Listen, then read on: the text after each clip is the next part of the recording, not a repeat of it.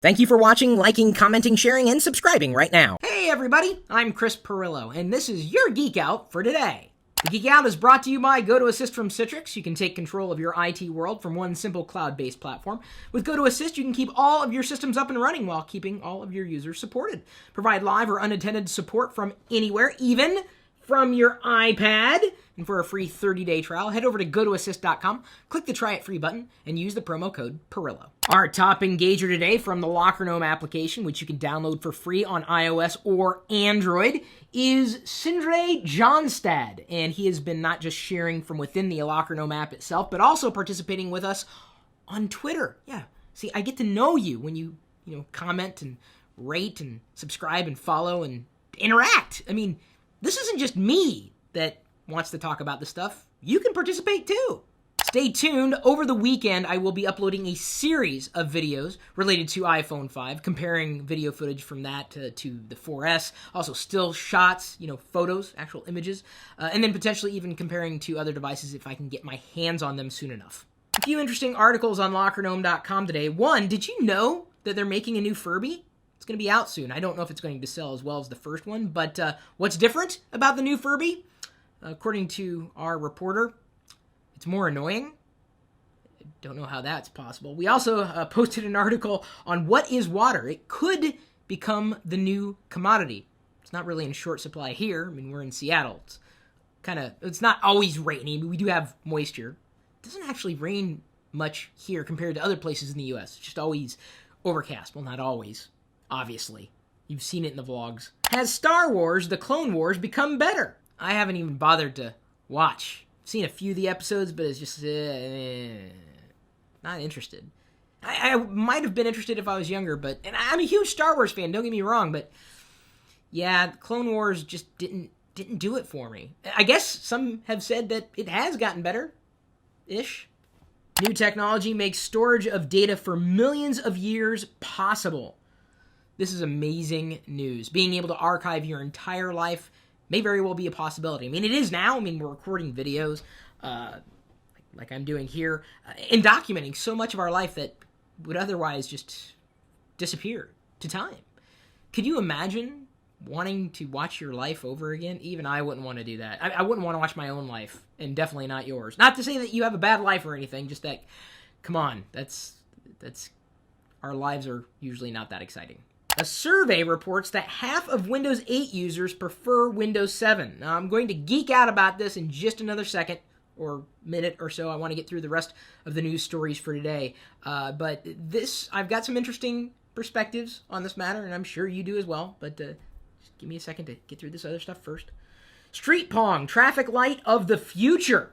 There are devices on certain streetlights that allow you to play Pong with the people who are on the other side of the street while you wait for the light to change. Kind of a fun idea. I mean, why not? You're standing there. I hope they have like one of those hand sanitizer pumps next to it because I don't even want to touch anything in public, ever. And I am far from, I'm a little germophobic. Just a bit. Elsewhere, we have the EU moving to charge Microsoft with antitrust violation. Again? Okay, well, I guess it's for the bettering of the EU. It's good that someone's watching out for citizenry. Of course, I don't think the EU should just be going after Microsoft. I think they should also be going after Apple. I should be able to have the choice of which browser I set by default for any particular type of application on any platform. I can do that on the desktop. Why not mobile? FCC chair grants AT&T's wish for nationwide 4G band. Couldn't be a bad thing, at least here in the U.S. Couldn't suck more than it does now. Instagram beats Twitter in daily mobile users for the first time, data says.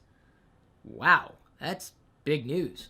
Guess $1 billion acquisition wasn't that far out of the realm of reality. That's worth a lot of money. I mean, I'm always on my mobile device. I'm on it right now while I'm doing the Geek Out, which I realize is a bit rude, but the reason why I'm doing that is because I was going to show you. I'm on Instagram too. You can follow me there. I'm posting fun stuff like this little quote inspiration thing. We try to post one every day. Everything will come in due course if you have the gumption to wait for it. But I also post rather geeky things. There's the Android from yesterday, and then Diana's Android, and then another quote, some food. And then me as Buzz Lightyear. Just Follow me on Instagram. My username is Chris Pirillo. Google releases Field Trip, a virtual tour and discovery app. Currently only available for Android, but they say an iOS version is coming soon. Probably not long after Maps. Which, by the way, did you see the advertising from Motorola Mobility showing... hang on, I don't want to pull it up. Because it's deceptive advertising. Motorola pulled up a fake address and compared it... And it using Google Maps, showing, hey, we found it, and Apple's new maps didn't. Well, that address doesn't actually exist. Apple Insider did an expose, and they did an amazing job, and really took a balanced approach, saying, hey, look, yeah, Maps isn't perfect, but here's what Google Maps did in this case, and here's what, this mapping system did in another case, and they're not all perfect. But Motorola just posted fake advertising, and everybody spread the word about that ad. Well, not everybody. A lot of people did, and apparently just the address that Motorola was saying Apple couldn't find didn't exist.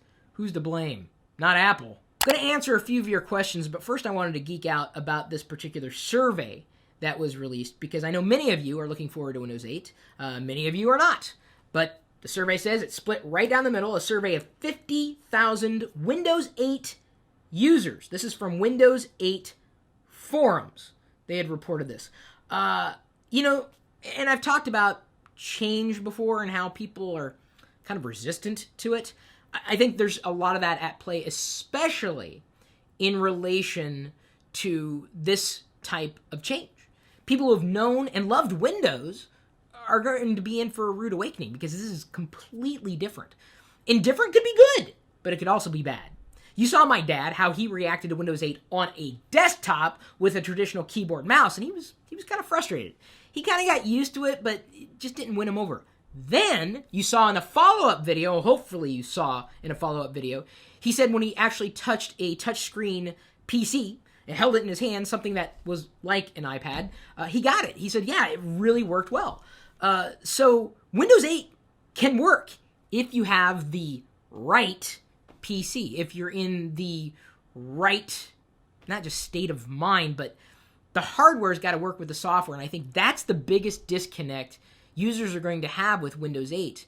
When I've talked to average people, they remark saying, using Windows 8, on a keyboard mouse, they said this is kind of almost like a phone operating system. They see it, even not using a touchscreen device, and it's painful to use something like that when you can't touch the screen, and you don't want to introduce that kind of frustration to the user. I think Microsoft should have dropped legacy support altogether. I think the desktop needs to disappear with Windows 8. They're obviously hedging their bets in every possible way. I don't think it'll work out for them. But I do believe Windows 8 will find an audience with not just traditional Windows users, but people who want a touchscreen experience and aren't happy with what Google might be providing, aren't happy with what Apple might be providing. We're talking about Android and iOS in that sense. I think Microsoft is definitely got a good position to take up, and I think very quickly you're going to see people, if the price points are, let's say, in the $500 range, at least for entry-level stuff, I think a lot of Windows 8 PCs, touchscreen PCs, are going to sell. And I think people won't be as resistant to Windows 8 once they get used to it, once more apps are released. I think Windows 8 will be, and I'm going to say it, I think it'll be a success on touchscreen devices. On other devices, not so much. I got to tell you, it's frustrating to use Windows 8 if I can't touch the screen. It just is. Not to say that you can't, just that you don't get to explore everything that Windows 8 has to offer without touching it. So, half the users may not be using touchscreen PCs. They may not want to use a touchscreen PC. Of course, they're not going to like Windows 8. It goes without saying. And then there are even some more people who just don't like change for the sake of change. Not everybody likes changing things every year, every 2 years, every 5 years. This is why we have people still running Windows XP. Windows? That'd be interesting. I wonder if they'd sell more PCs if they offered hot wings with them. Of course, you wouldn't want to do that with touchscreens because then you'd get all messy. People don't like change. And Windows 8 is a lot of change. When they're ready to upgrade, I think it's a good possibility they'll get something with a touchscreen. And that, whether you like it or not, is the future of Windows.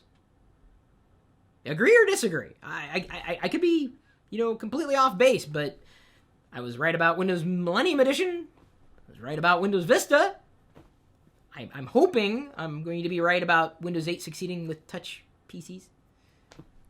I'm pretty sure I'm right about being frustrated with other parts of it, but the only winner is the user, because you get something new and potentially better and increased competition in the marketplace. It's not a bad thing, whether you choose to use it or somebody else does. YouTube viewer Thomas Lienhart writes, is the LockerGnome Android app open source? It is not, but I didn't develop it. I use the mobile roadie platform. Anybody could use it. If you want to make your own app, you don't know how to develop, you could just go in there, point, click, drag stuff around, and you're good to go. Now, if you're looking for me to give you improvements, I'm reporting all the bugs I see to the mobile roadie team, and they're being responsive. But this is the only way I could get an app developed. I mean, I know there are a lot of people who could develop apps, but in terms of one that worked well and was mostly free of bugs, I wanted to have something good and a team that I could rely on, and mobile roadie was it. Not that I have a problem with open source. I don't at all. It's just, it isn't. And honestly, I don't need it to be. I just wanted an app that worked on both iOS and Android. Is that too much to ask for? No. YouTube viewer Gamer7790 writes, are you working on a LockerGnome app for Windows Phone? If we do, it's probably going to be through another party, because I don't know, what Mobile Roadie has in mind for Windows Phone development. I'm sure if a lot of people go out and buy Windows Phones, and by the way, I think more people will start buying Windows Phones with Windows Phone 8, specifically when they start buying Windows PCs with Windows 8 on them. It makes for a pretty comprehensive story between mobile and desktop, much like Apple has done with iOS. Google hasn't really done that at all. I mean, they've got the Chrome OS, and of course Android, and everything's web-based. I think that Windows 8 and Windows Phone 8 has a chance. If Windows 8 succeeds, there's I think a greater opportunity for Windows Phone 8 to, push RIM out of existence, one, and two, probably eat away at a bit of both Android, specifically older Android users, not just older by age, but people who have devices that can't be upgraded from Gingerbread, which is like what? Gingerbread and Froyo, I think, are still 70+% of the Android experience. Yikes. I think they may move to Windows Phone before they would move to iOS. Certainly, it remains to be seen. But if there is enough demand for Windows Phone users, absolutely, I'll pay attention. And we don't care what you choose to use, but we do care that you interact with us. We appreciate your comments on not just these videos, but on all the social networks, when we're posting the information there.